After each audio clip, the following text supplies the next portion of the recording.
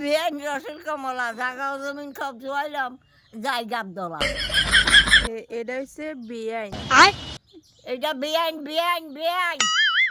আজকে হয়েছে ফেব্রুয়ারির 28 তারিখ। এই কয়দিন ধরে তেমন ঠান্ডাই পড়ছিল না, ঠান্ডা নেই বললেই চলে। তবে আজকে সকালে ঘুম থেকে উঠে দেখি এত কুয়াশা, যতই বেলা হচ্ছে ততই দেখি আরো বেড়ে যায়। ঘুম থেকে উঠার একটু ইচ্ছা ছিল না, তবে কি আর করার, উঠতে তো হবে। আমার চোখ মুখ দেখে তো মনে হচ্ছিল আমি দীর্ঘদিন না ঘুমিয়েই ছিলাম। জানি অনেক দিন ধরে কোনো ব্লগ ভিডিওই দেয়া কি করে বা এখন তো তেমন কোথাও যাওয়াই হয় না। তাছাড়া কোথাও গেলে সবার মাঝে সুযোগ হয়ে ওঠে ব্লগের জন্য কোনো ক্লিপ নেওয়ার। তাছাড়া একটা ব্লগের জন্য অনেকটাই খাটাখাটি করতে, যার জন্য প্রয়োজন ছিল সময়। তাই আজকে ভাবলাম এবার থেকে তোমাদের সাথে প্রতিদিন একটা হলেও ভিডিও দেওয়ার চেষ্টা। তবে এটা তো জানি না আমার ভিডিওগুলো তোমাদের কেমন লাগে। বরাবরই চেষ্টা করি তোমাদের পছন্দের ভিডিও দেওয়া। জানি সবার মন মতো হবে, যেখানে ঈশ্বরের দেওয়া জিনিসগুলো আমাদের মন মতো হয় না, এখানে আমি সাধারণ মানুষ মাত্র, সবার পছন্দ হওয়ার তো কথাই হয়। যাই হোক, তোমরা সবাই অবশ্যই কিন্তু কমেন্টে জানাবে আমার ব্লগ ভিডিওগুলো তোমাদের কেমন লাগে। সকালে ঘুম থেকে উঠে সকালের কাজগুলো করে ব্রাশ করেই বসে পড়লাম জল খেতে, কারণ সকালের টিফিন খাই বা না খাই জলটা আমায় অবশ্যই খেতে হবে। এরপরে নিজের হাতে করে নিলাম 1 কাপ লিকার চা। তবে আমি তেমন চা খাই না,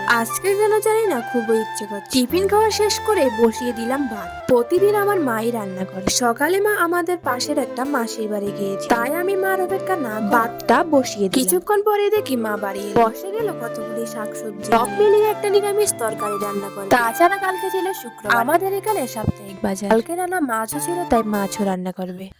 বেআইন রসুল কমলা জাগাও জমিন সব জোয়াইলাম যাই গাবদলা। এটা হচ্ছে বেআইন। এটা বেআইন বেআইন বেআইন।